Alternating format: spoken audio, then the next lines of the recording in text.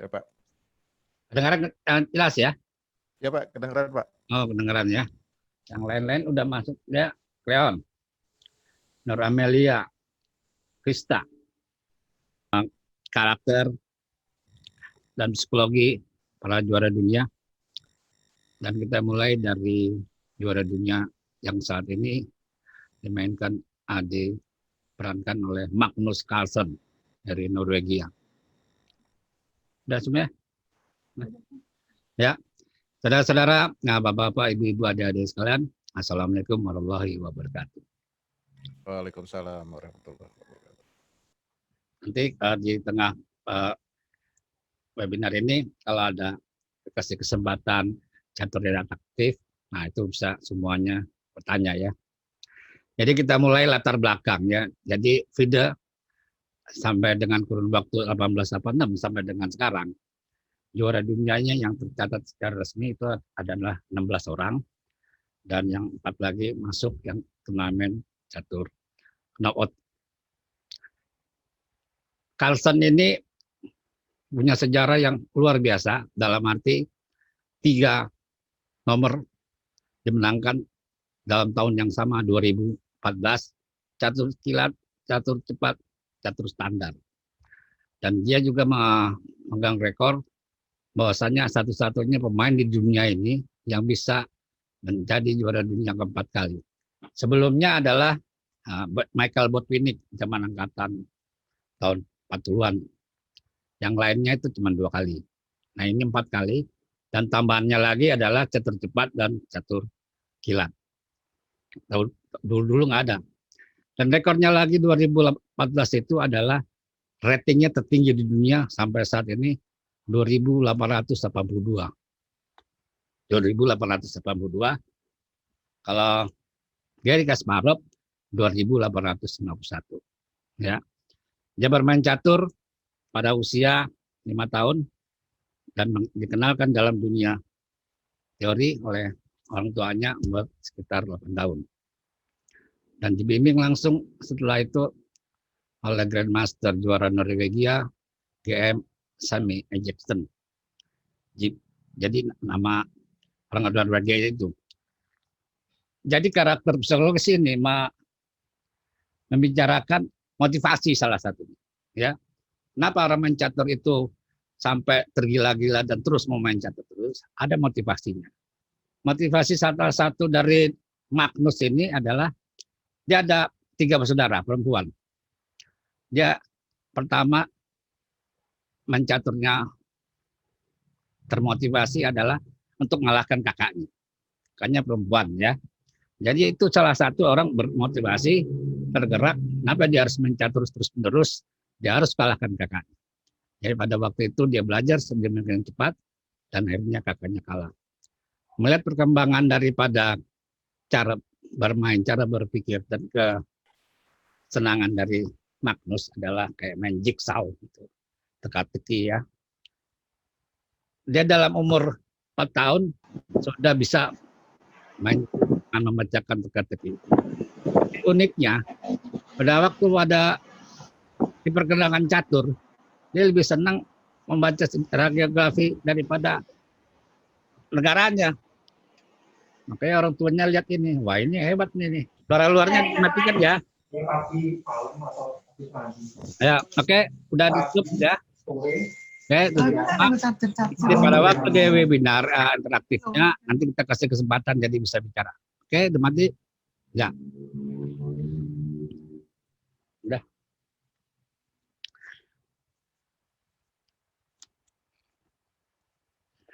Jadi sejak 2019, sejak dia bermain dan berlatih dengan supervisi Grandmaster Garry Kasparov, perkembangan sangat signifikan. Dari mulai bermain caturnya di pembukaan, khususnya di middle, dia bertambah kuat, dan akhirnya dia memastikan kemenangannya di babak akhir dengan endgame yang mutakhir dan akurat jalannya. Jadi kelebihan daripada Magnus Carlsen itu adalah dia bermain ending yang sangat luar biasa. Dalam posisi yang sama buah, beda gajah sama kuda, dia bisa menangkan. Yang penting dia lihat ada celahnya, dia bisa main mengalahkan lawan. Nanti kita lihat daripada webinar ini bagaimana Magnus mengalahkan seorang Grandmaster dengan buah yang sama dari beda gajah dan benteng. Jadi sejak supervisi 2009-2010 Kasparov, dia langsung melejit dan namanya, dan banyak turnamen juara, khususnya juara turnamen London Catur Klasik. Itu awal mulanya kategori tinggi, catur klasik, dan 2011 memecahkan rekor rating tertinggi listnya. Ya, jadi 2011 udah yang rating tertinggi, udah ngalahkan Garry Kasparov. Selanjutnya 2010, 2011, 2012 dia juara London Classic berturut-turut 3 kali dari rating 2841 menjadi 2861. Dan puncaknya adalah di 2013. Melawan penantang, dia sebagai penantang melawan juara dunia pada waktu itu Chris Anand di Cina, India. Akhirnya dia menang 6,5, 3,5. Ratingnya 2872. Dari partai Anand itu, ya dua lomba ini, 12 partai, ya itu semuanya titik kemenangannya adalah di endgame. Jadi saudara-saudara, kalau misalnya orang banyak meremehkan ending, pada waktu zaman Magnus ini salah. Dia bermain justru menangnya banyak di partai ending. Jadi dengan demikian, metode belajar yang diterapkan oleh Capablanca dulu tahun 50-an adalah bahwasanya belajar ending itu lebih diutamakan daripada middle dan opening. Jadi sessionnya itu dibaginya lebih tinggi 64, 20, 20. Jadi 2014 dia pertahankan gelar dengan lawan yang sama. Lawannya Anand juga dengan skor 7,5, 3,5, mainnya di Rusia. Ratingnya lagi itu akhirnya tembus 2.882. Ya, 2.882 dan langsung pada waktu juga 3 gelar nomor catur juara dunianya direbut oleh dia. Catur klasik, catur cepat, catur kilat. Nah, ini luar biasa. Belum ada lagi orang yang bisa menyabat satu momen, 1 tahun. Dalam tahun yang sama, 3 gelar. Sahabatnya catur klasik, catur cepat, dan catur kilat. 2016 pertahankan gelar lagi melawan Sergei Karjakin. Nah, ini lawannya cukup berat, main 12 partai. Skornya 6-6. Sergei Karjakin pada waktu babak ke-8 mengalahkan Magnus. Jadi beda selisih 1, akhirnya dibalikkan lagi. Babak 10 dia menang. Itu sebenarnya secara teori kalau Sergei bermainnya catur tenang pada endgame-nya, dia bisa finish. Tapi karena krisis waktu, akhirnya startnya kalah dan start dibalikkan oleh Magnus. Babak 10 dikalahkan, jadi startnya 6-6. Akhirnya dia di tie break, catur cepat 3-1. Nah, catur cepat ini pada waktu tahun yang sama, dialah jagonya yang tak terkalahkan dalam main catur klasik, cepat, dan kilat. Dan terakhir sampai juara dunia mempertahankan 4 kali adalah melawan Caruana, Fabiano Caruana dari Amerika, ya, dan akhirnya dia menang lagi. Dalam setannya itu poinnya 6-6 sama, tapi di tie breaknya dia menang catur cepat. Catur cepatnya itu dia kan Caruana. Jadi pada waktu dia 2018 puncak Agustus, ya puncaknya 2882. Makanya disebutlah di koran Washington Post Amerika pada waktu dia menang, the Mozart of chess.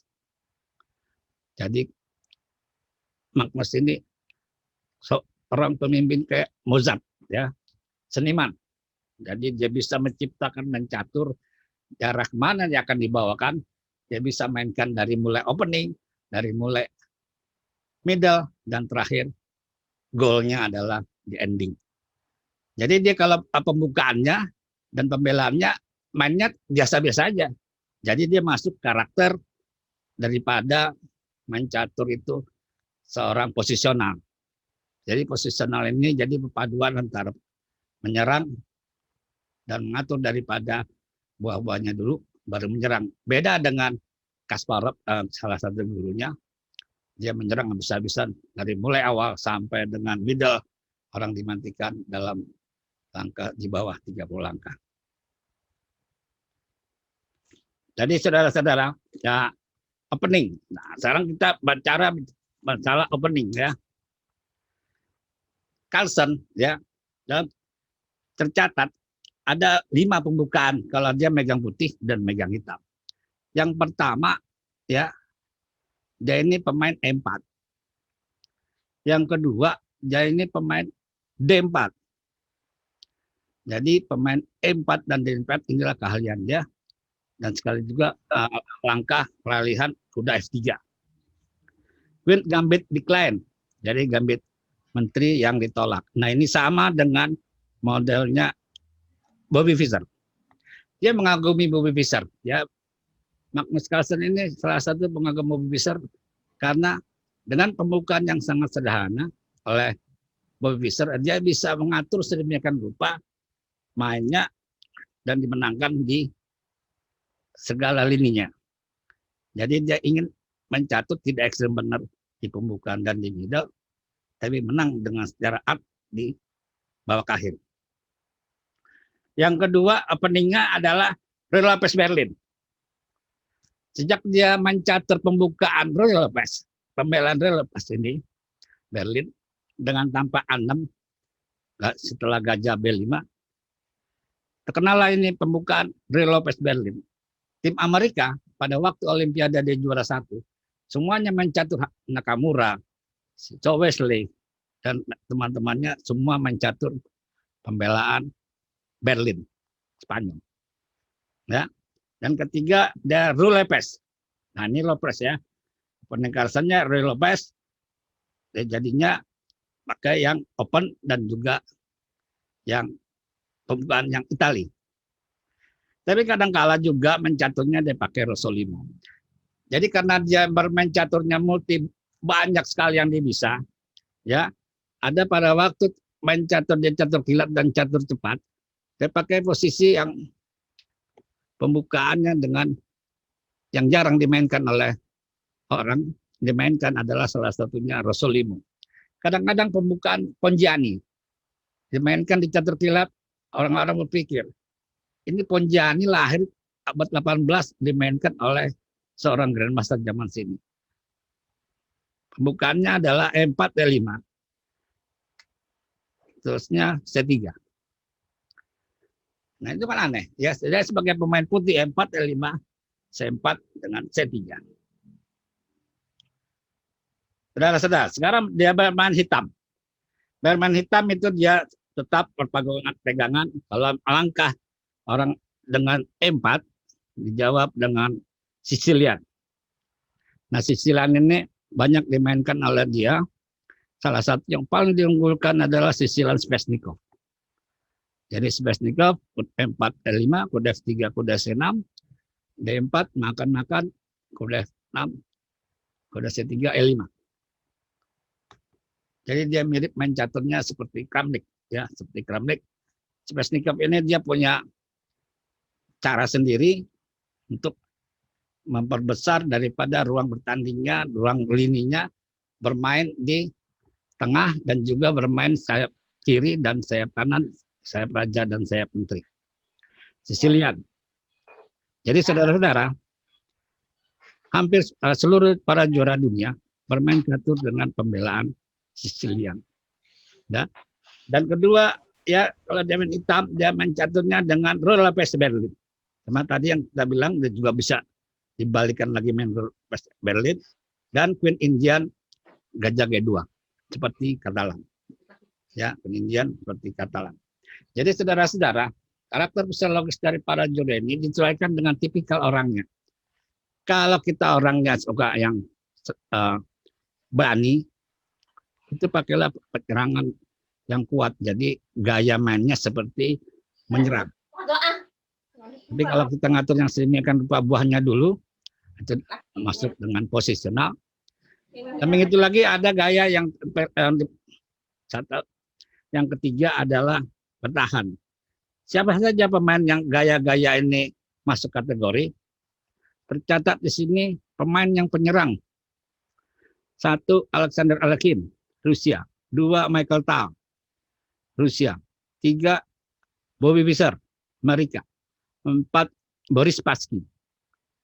5. Garry Kasparov, Rusia semua.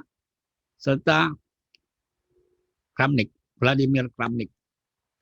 Itulah pemain catur penyerang tulen, ya. Penyerang tulen. Dan kemudian pemain yang bertahan, juara dunia yang pertama, William Steinert dari Austria, kedua Enbart Lasker, dan 3 Petrosyan dari Rusia. Dan pemain posisional ya. Di antaranya itu Jose Paul Capablanca, Kuba, Max Euwe, Belanda, Michael Botvinnik, Rusia. Ini raja Rusia, bapaknya catur Rusia, Botvinnik juara dunia 3 kali. Smyslov, Rusia, Karpov, Rusia, Alexander Kalifman, Rusia, Anand, India, dan terakhir Magnus. Jadi Magnus ini masuk kelompok kategori penyerang posisional.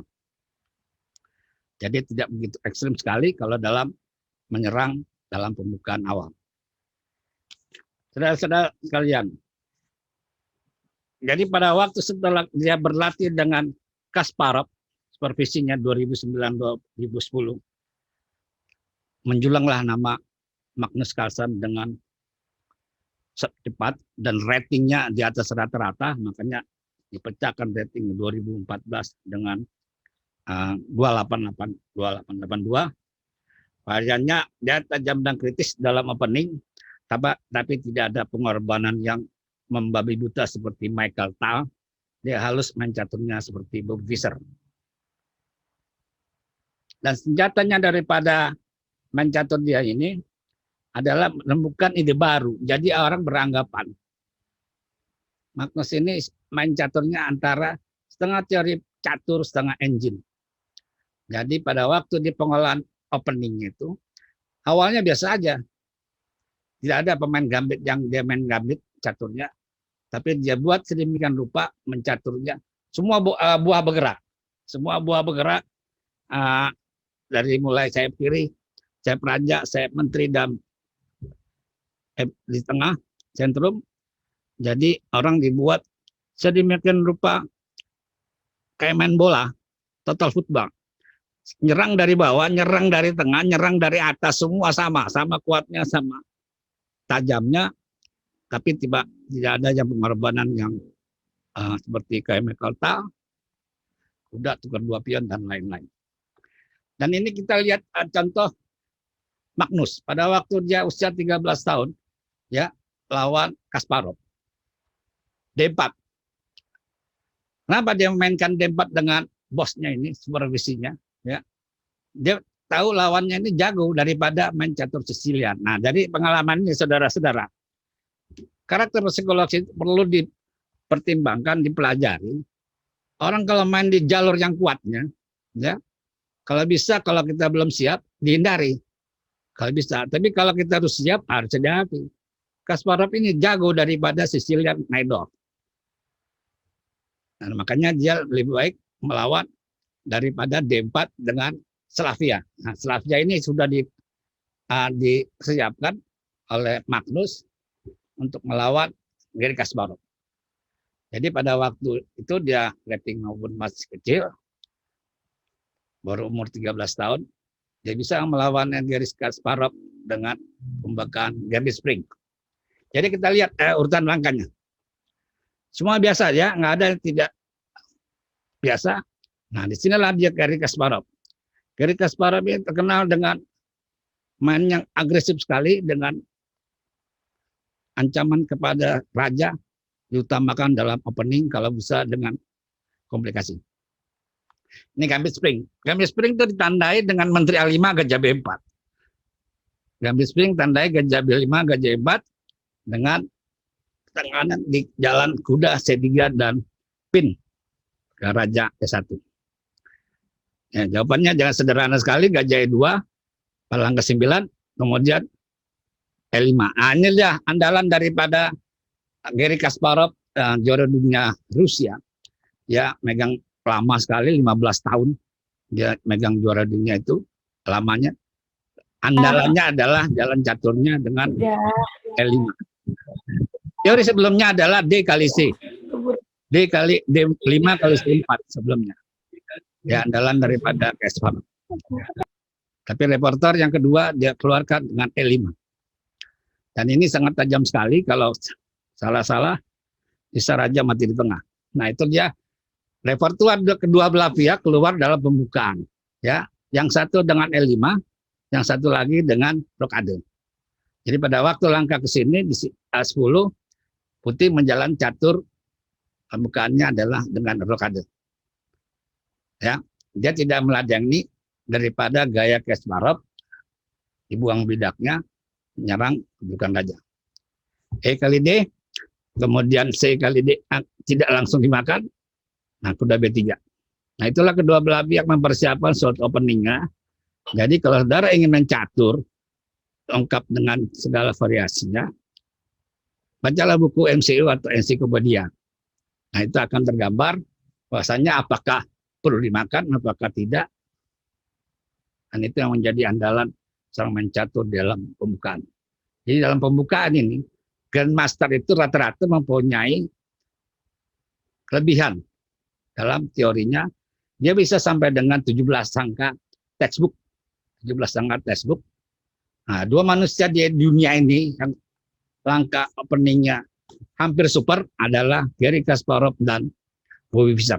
Untuk megang hitamnya sampai dengan angka 9 akurat mencatur. Kita lihat dari proses pengembangan. Ya, 3, 6 sama bidaknya, tapi semua bekerja. Nah, ini Garry Kasparov, ya, dia suka mengecoh lawan, dia buang sampai sayap kiri, sayap menteri, dan mengacurkan kepada bidak double di gajah kali F6.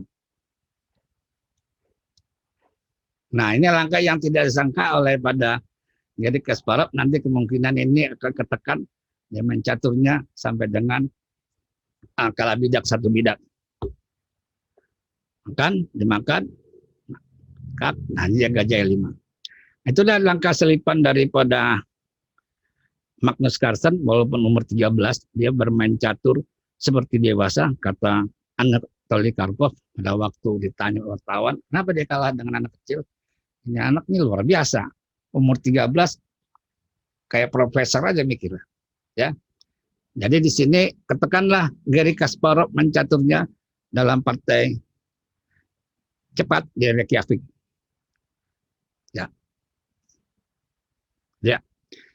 Nah, di sini daripada bermain catur ya, langkah tipan daripada D5 itu adalah itulah langkah yang brilian, mengecoh daripada sayap menterinya, menjadikan hitam bertahan total sampai-sampai dia mengorbankan bidak di A5.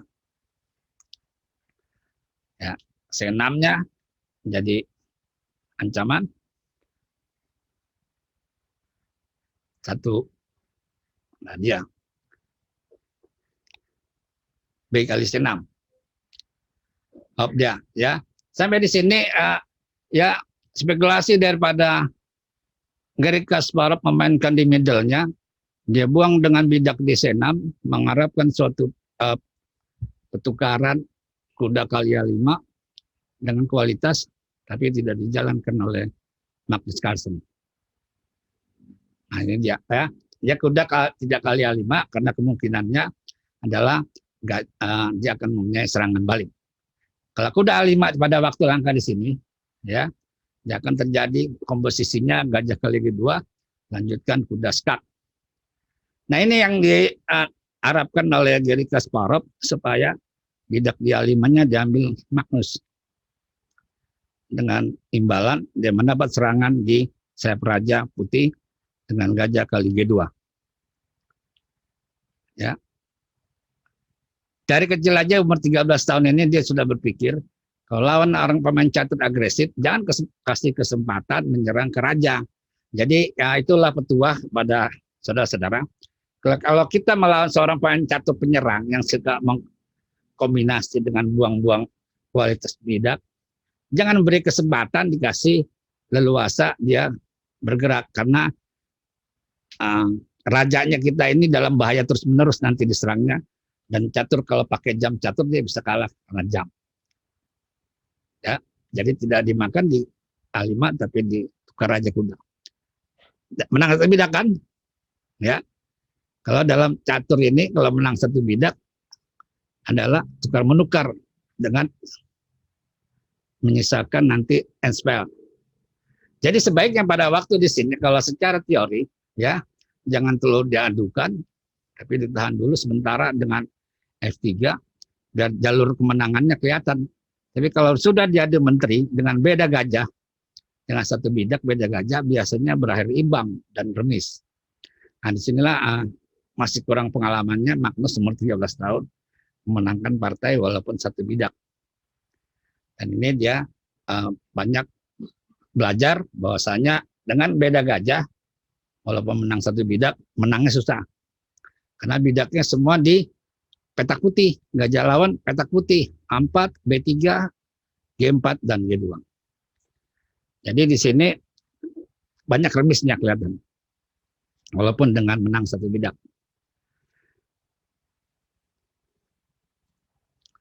Nah kita lihat ya, bidak A-nya itu sendirian, nggak ada lagi. Kemudian di sayap rajanya, bidaknya semua di jalur putih, di petak putih, menjadi ancaman.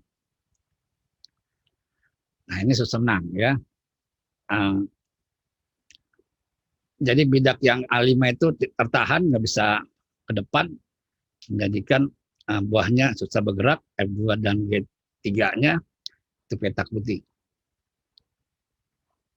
Jadi Anda kalau bermain catur, kalau satu bidak ya, perhatikan gajahnya dan letak daripada bidak-bidaknya harus berbeda. Kalau lawannya gajahnya putih, kita taruh bidak di hitam. Kalau gajahnya hitam, kita taruh bidak di putih. Nah ini tinggal pengulangan langkah. Yang satu ngancam di F6, satu ngancam G2. Langkah prioritas daripada bidak promosi ini tertahan sampai terakhir. Jadi kalau pada waktu di sini walaupun menang satu bidak, dia jadinya akan berakibat draw. Ngelagat G2 dan F3 jadi ancaman, dan bidak promosi masih sulit untuk dimajukan. Itulah contoh pada waktu seorang pecatur Magnus Carlsen umur 13 tahun ya sudah bisa menahan remis juara dunia Garry Kasparov ya. Rating pada waktu itu dia tertinggi 2851. Tapi sudah dipecahkan rekornya 2882 oleh Magnus 2014. Dan satu lagi rekor yang luar biasa. Selama kurun waktu dia 2009 itu sampai dengan 2016, 125 pertandingan dia nggak pernah kalah. Ya, 125 pertandingan pernah kalah. Nah, itulah rekor yang paling lama dibanding dengan Garry Kasparov, cuma 112 pertandingan nggak pernah kalah. Dia sudah mencetak rekor 125 pertandingan yang dia tidak ada kalah, menang dan remis.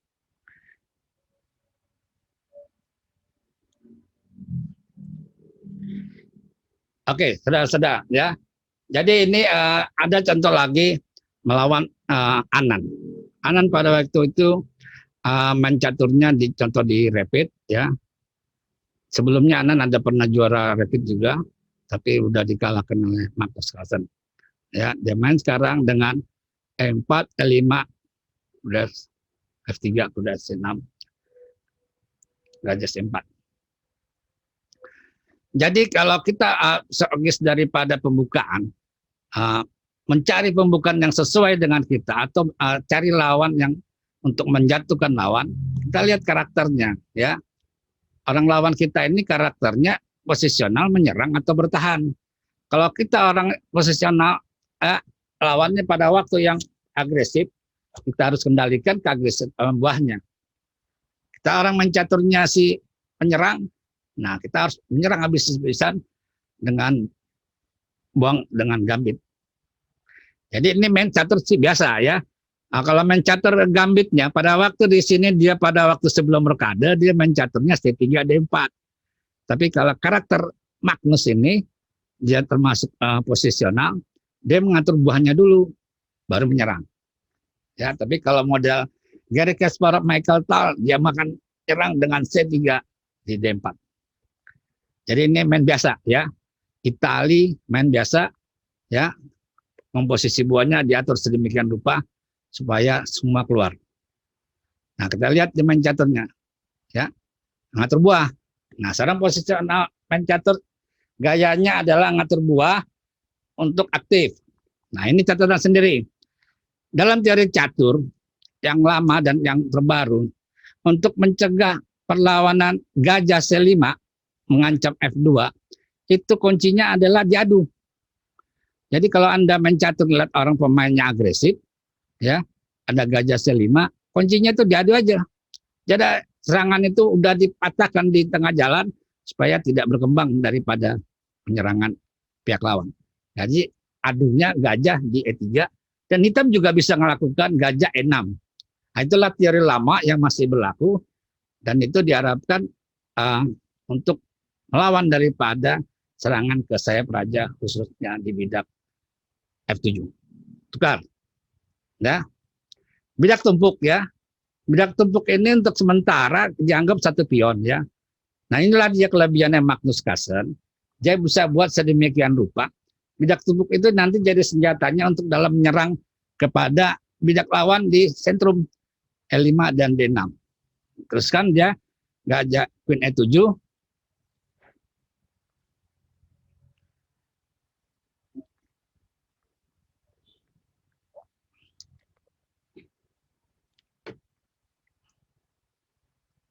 Nah, di sini pada waktu titik lemah udah dilihat oleh lawan.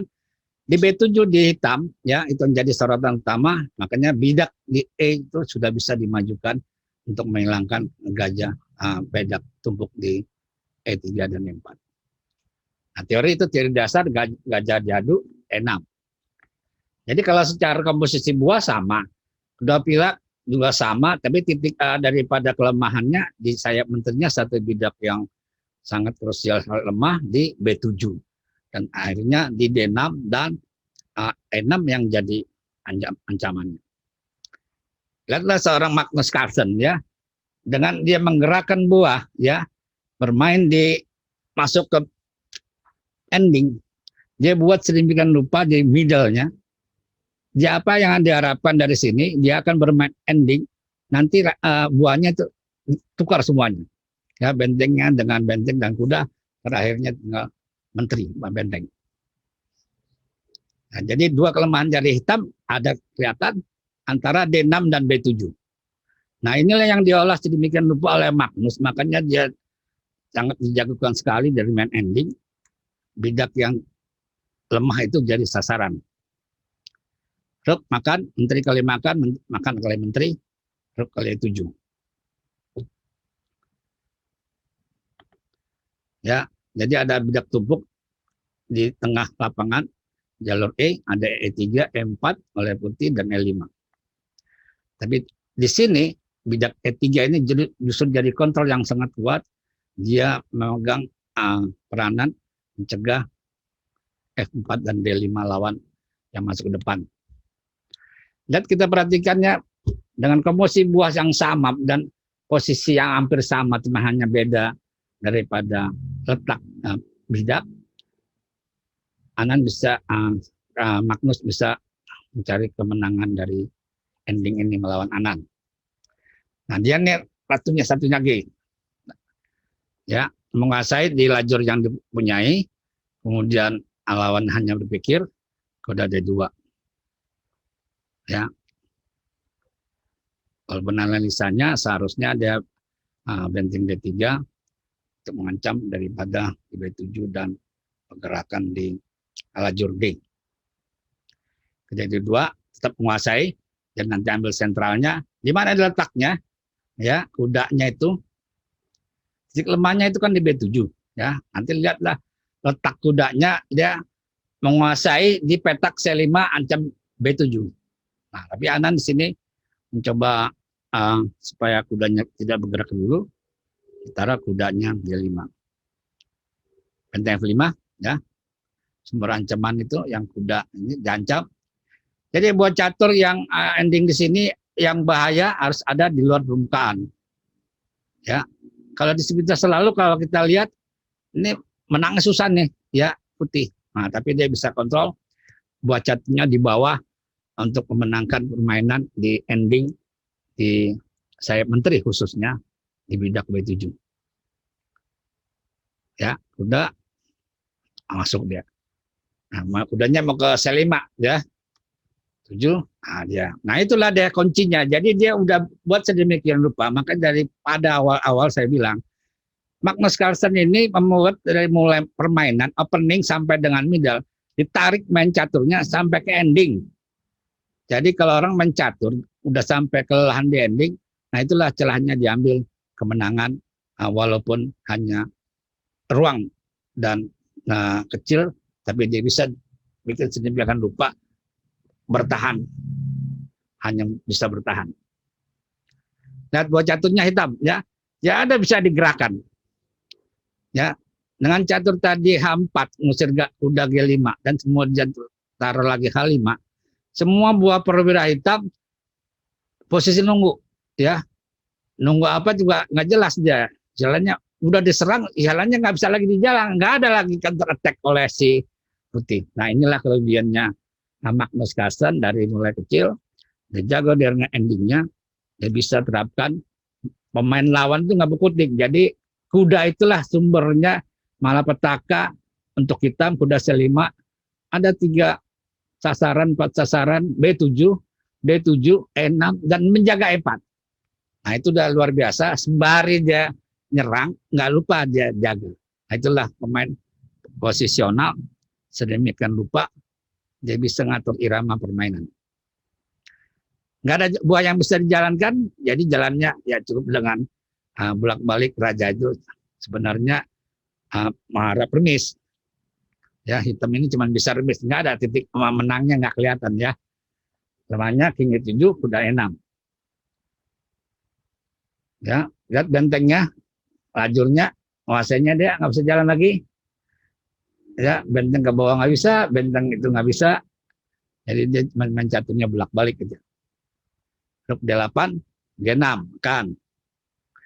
G6 makan lagi. Nah, itu dia. Pin, ya. Bukan tutup semuanya, ya. Nggak bisa dijalankan oleh pada hitam. Jadi main caturnya yang pin. Nah, masuk dia. D6. Nah, itu daripada penyempurnaan dari mulai middle, ya bisa atur sedemikian rupa raja lawan terkurung.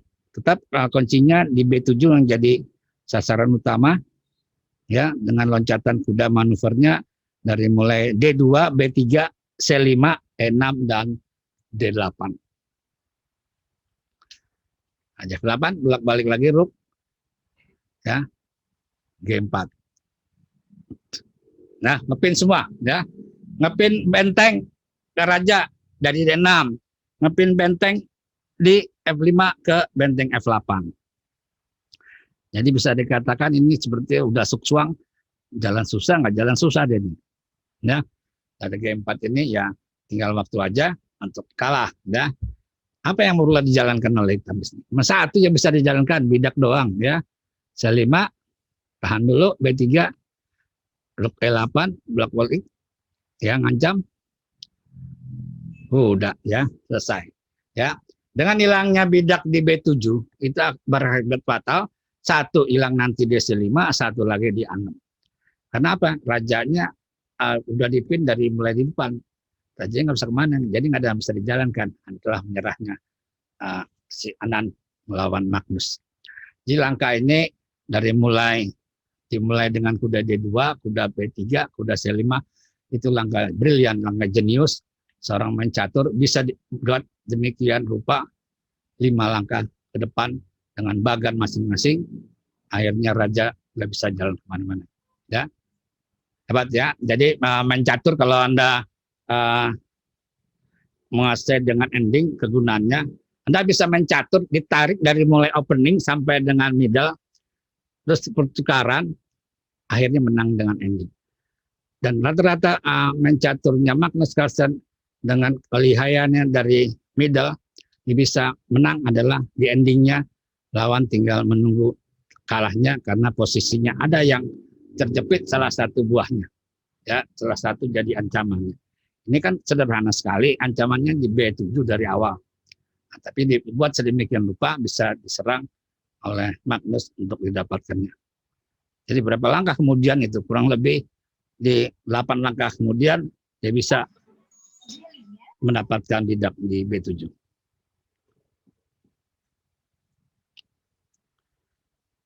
Jadi sampai dengan 2018-2020 ini ya rekornya 125 pertandingan ya. Ratingnya Raja Catur. Sekarang masuk tahun 2020. Nah, Carlsen mendapat sponsor 2020 dan 5 turnamen kejuaraan caturnya. Dia membuat turnamen 1 juta US, menangkannya 3 turnamen dalam catur online. Jadi super lengkap dalam kejuaraan. Nah, sekarang pada waktu kejuaraan yang ke 2019 ya, Carlsen melawan Anand lagi dia. Nah, ini kan pembukaan kesenangan si Carlsen ya, D4, C4, kuda F3, gajah F4. Biasanya kalau main catur di sini ya, Carlsen ini senangnya taruhnya kalau lawannya itu gajah E7 ya, dia mentarot caturnya adalah gajah D4 dibanding gajah D5. Kecuali lawannya itu pembukaannya Slav. Ya, akan mentarot gajahnya di G5. Ini karakter atau psikologis dari seorang pemain. Jadi dia tahu menempatkannya. Kalau dalam posisi Green Gambit decline, lawan orang ini taruhnya di mana? G5 atau F4 yang cocoknya. Ya, jadi Anda kalau memang catur, ya, mencari suatu opening itu harus dicocokkan dengan diri sendiri. Tipikal individu main caturnya ini sistemnya gimana, nyerang atau gimana. Nah sekarang Anda mencoba untuk gerakan didaknya sistem taras. Ya, sistem taras biasa dengan D5, C5. Ya, Queen C2. Ya. Teoritis lama ini main caturnya kalau misalnya teori adalah C kali D. C kali D itu yang teori textbook. Nah, tapi kalau Magnus Carlsen melihat dari perkembangan buahnya, dia lebih senang menggerakkan buah-buah catur itu bergerak dan tidak ada adu menteri. Gaya ini mirip dengan supervisinya, mentornya Garry Kasparov. Sejak kecil dia jarang mencatur adu menteri di awal-awal, ya. Jadi dihindari sedemikian rupa mencaturnya pertukaran menteri. Nah ini kelebihan dan kelebihan seseorang mencatur menteri itu megang peranan. Jadi ada orang yang senangnya menterinya jadu, ada yang tidak. Tapi rata-rata seorang pemain catur yang penyerang atau yang posisional, menterinya jarang jadu, kecuali udah ada ruang yang unggul satu bidang. Kita lihat ya, main catur biasa aja, ya pembukaannya normal aja, ya normal aja. Nah, itu dia. Nah, sekarang Anand yang membuat pergerakannya. Nah, itu dia ada N. Nah, 12 C kali D, ya. Ada langkah namanya N. N itu namanya novelty, ya. Jadi pembaruan itu langkah, ya dibuat oleh Magnus dari persiapannya. Kelihatan bidak-bidak caturnya tidak berangkai ya, tapi dia punya serangan semuanya, ya. Ada di C3 dan di A4. Semua terjaga dengan jalan tadi Menteri C2. Nah, Menteri C2 ini gagasan utama orisinalnya adalah juara dunia Capablanca. Paling senang kalau dia main catur Queen Gambit decline ini, taruh menteri di C2. Ya. Makanya dia disebut dalam dunia catur pangeran catur. Karena apa? Menterinya itu raja di lapangan. Jadi dia menguasai lapangan. Dan dia senangnya taruh menterinya adalah di C2. Kalau buat Winnie taruh senangnya menterinya di B3. Ya. Jadi ada gaya yang beda, ya, tapi karakter sama. Nah, sekarang kita lihat walaupun dia bidaknya cerai-berai, tapi itulah senjata untuk memusnah daripada posisi lawan di D5 dan benteng di D6. C5 ya. C5. Nah, kita lihat di sini posisinya ya. Pada waktu dia bisa masuk C5 ya, secara permainan catur ya, secara permainan catur ada titik lemahnya. Di mana dia? B7 ya. Tadi titik lemahnya di varian Taras ini D5 sudah dijaga gajah 6, sekarang dipindahkan ke B7.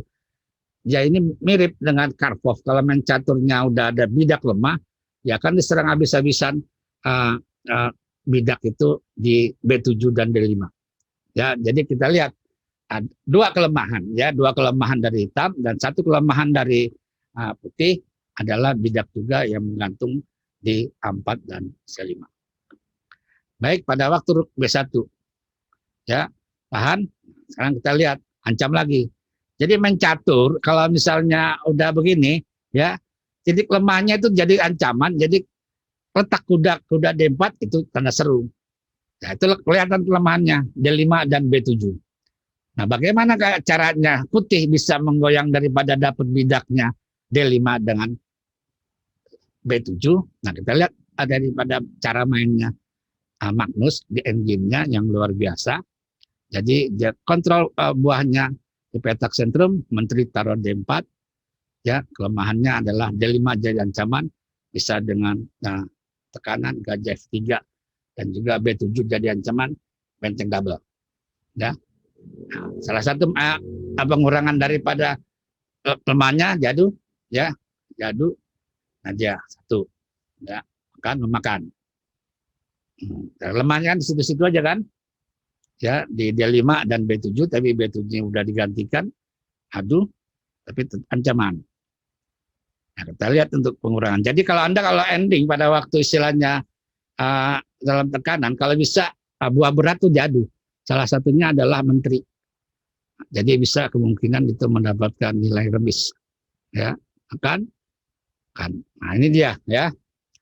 Kelemahan jadi kekuatan ya. Tadi yang lemah dari A4 itu jadi kekuatan sekarang. Kenapa? Tekanan dibuat sedemikian rupa untuk mengambil bidak di A7 dan promosi di lajur A ya. Dan gajahnya putih menopang bidak A5 maju ke A6. Ya, masuk, masuk. Nah, itulah kuncinya. Kelemahan sekarang dibuat oleh hitam dalam bagian ini kejadiannya A7 dan D5. Ya. Bagaimana untuk mempromosikan daripada bidak ini?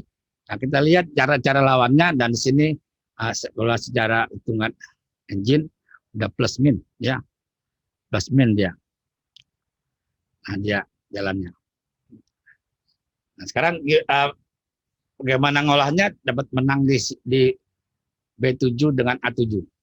Bidak Rook B7 skak, nah masuk ya, kemudian di skak, raja naik, ya, jalan atur, jam, taruh, ya, ancamnya di A7, sesuai dicegah lagi, ya, Rook B8, ya, lihat, ya, kita lihat, saling menyerang. Tapi setelahnya mempertahankan A6, satu lagi mencari A7. Ya, king G7. Kita lihat dia open dia. Dapat satu bidak. Itu bidak idaman ya, bidak idaman udah hilang. Nah, sekarang bagaimana bidak A6 bisa masuk ke A8? Inilah ending yang luar biasa. Ya, dengan literatur teori bahwasanya kalau kita menang ending satu bidak lolos di lajur A ya, rajanya harus didukung ke depan. Nah, kita lihat apakah putih walaupun menang bidak satu bisa menang. Nah, bagaimana rajanya si putih dari mulai G3 bisa sampai ke depan sekali. Ya, kita lihat ya susunannya buat rajanya ya. Peluang apa yang bisa diharapkan dari main putih ini adalah rajanya si hitam itu tidak bisa kemana-mana keluar dengan catatan nanti bidaknya di A7. Tapi raja putih ini harus menghindar sampai maju ke depan, lajur D, lajur C, lajur B sampai ke B6 ya. Nah, kalau belajar daripada teori catur ya, pada waktu di sini terjadi angka bolak-balik oleh hitam ya, karena putih tidak bisa ke depan, buahnya itu remis. Nah, inilah kelebihannya cara berpikirnya Magnus Carlsen. Dia bisa buat sedemikian rupa rajanya itu berbelok arah dari lajur sayap raja sampai ke sayap menteri dengan jalan bidak satu-satu, raja bisa keluar. Jadi lihat jalannya ya. Jalannya itu A7 itu dia, luar biasa tuh A7 ya. 7 ya, raja kan nggak bisa keluar ke lajur E. Lajur E langsung ska. Jadi raja hanya di dalam, hanya raja Magnus bagaimana keluarnya supaya dia bisa menopang bidak A7 jadi promosi. Ya, kita lihat F3 ya, kita mundur ya.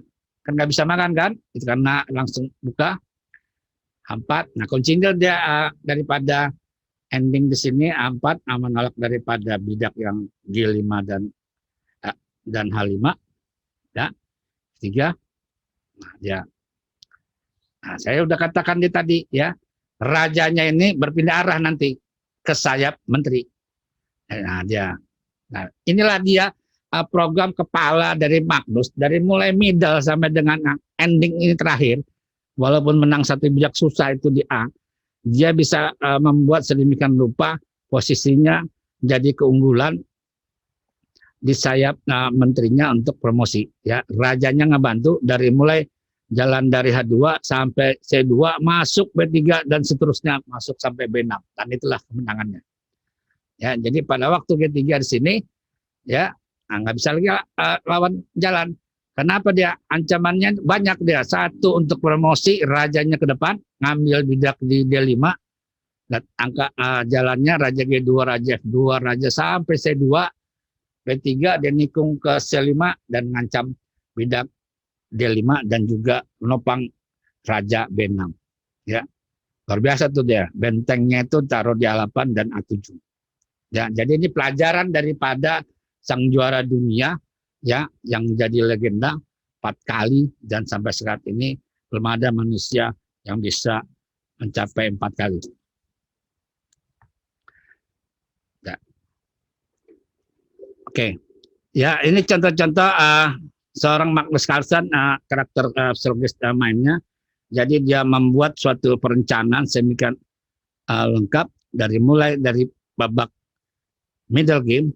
Dia bisa merancang untuk kepada ending. Nah, ini contoh lagi Carlsen ya, lawan Aronian dari Israel ya. Dulu pada waktu kandidat dunia yang pertama 2004 dia ikut, dia kalah lawan Aronian pada waktu umur 14 tahun, yang termuda main di video, jadi kandidat penantang dunia 1,5. Nah, tapi pada waktu sekarang dewasa udah sampai 2.800, Aronian di bawahnya ya, ratingnya sekarang udah jauh kalah. Nah, ini ending lagi dia.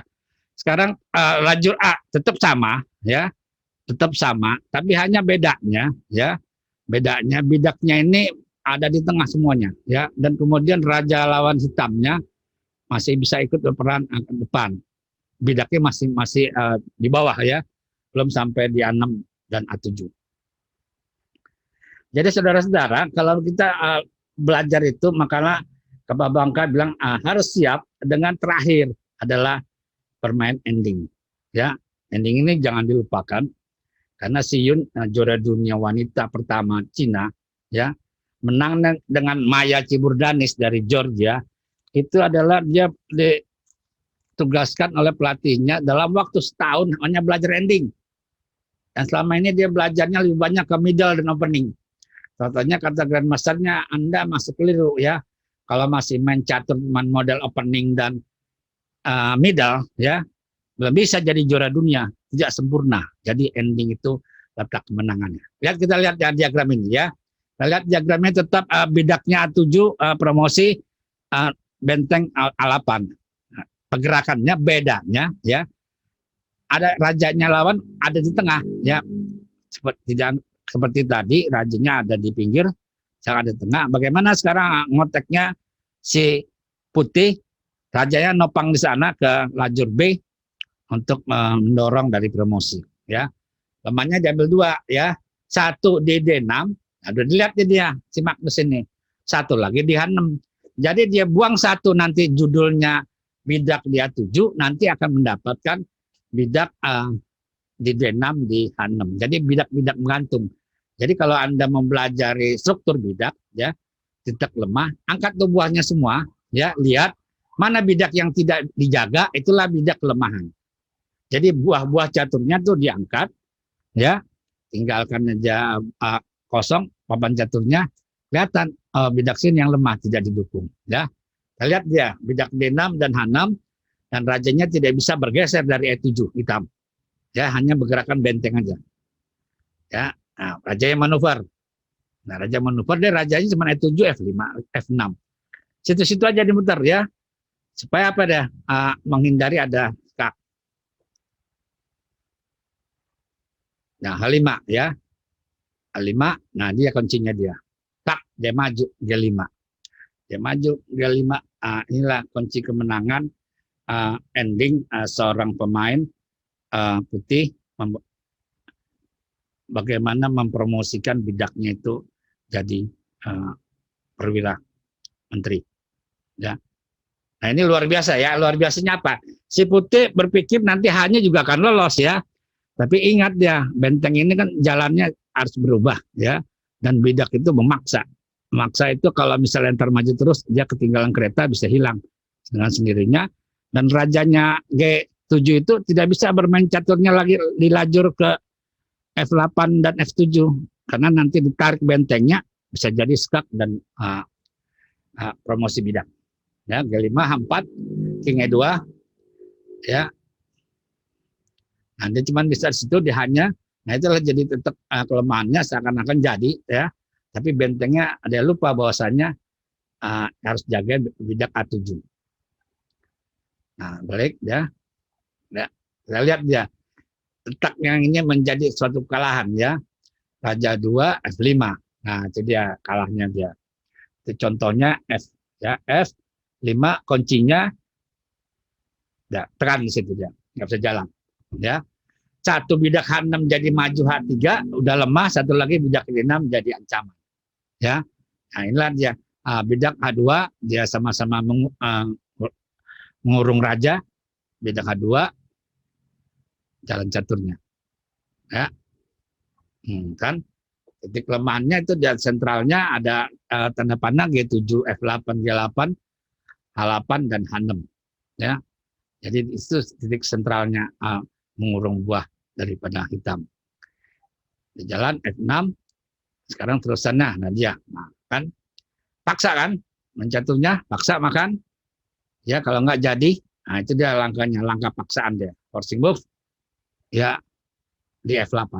Nah udah, tinggal penyelesaiannya bidak itu yang di D6 menjadi ancaman dan raja tidak bisa kemana-mana. Nah, lihat ya. Hanya gerakan raja aja yang itu bisa benteng, nah, jaga, aduh dia 7. Ya clear, nggak bisa lagi jalan. Ya, jadu juga tidak beres, ya, tapi sekarang dimainkan itu dia hilang satu-satu. Nah dia dengan comot aja bidak atau dia, ya akhirnya menang sendiri dia tuh F7. Ya, jadi kelebihan dari tadi bagan tadi yang sudah diformulakan oleh Magnus untuk mencari kemenangannya adalah titik bidak D6 dan bidak H6 yang dipaksa maju sampai dengan H2. Ya, jadi saudara-saudara ya baca dari pelajaran daripada Magnus, ingatlah jangan lupa basic ending ya. Bisa karangan Mark Levesky, bisa karangan Ruben Fine, bisa karangan John Noon ya. Apa aja bisa pakai. Dan jangan bosan-bosan karena main ending ini pelajarannya membosankan karena bawaannya bilang belum tentu ketemu. Nah, tapi kalau Anda udah jago ending ya, lawan bisa ditarik dari main catur tadinya habis-habisan di tengah di middle game bisa disederhanakan buahnya menuju end game ya, menuju end game. Jadi Anda belajar dari kemenangan endgame itu walaupun dengan satu bidak atau bidak sama tapi menang daripada ruang. Jadi ya itu gayanya, endingnya luar biasa ya. Gayanya tidak beda dengan Kasparov. Kasparov mematikan di middle, lawannya selalu dimati di middle. Nah, kalau lawan Carlsen ya, karena Carlsen ini seorang pemain caturnya posisional, dia main caturnya tidak ekstrim ya, korban-korban di middle untuk menang suatu buah ya, atau raja mati. Nah, dia tetap ngambil celah. Dari posisi posisional ini, dari mulai main middle di babak tengah, ditarik ke babak akhir dengan keunggulan tipis, tapi dia bisa menangkan dari permainan. Kata dia,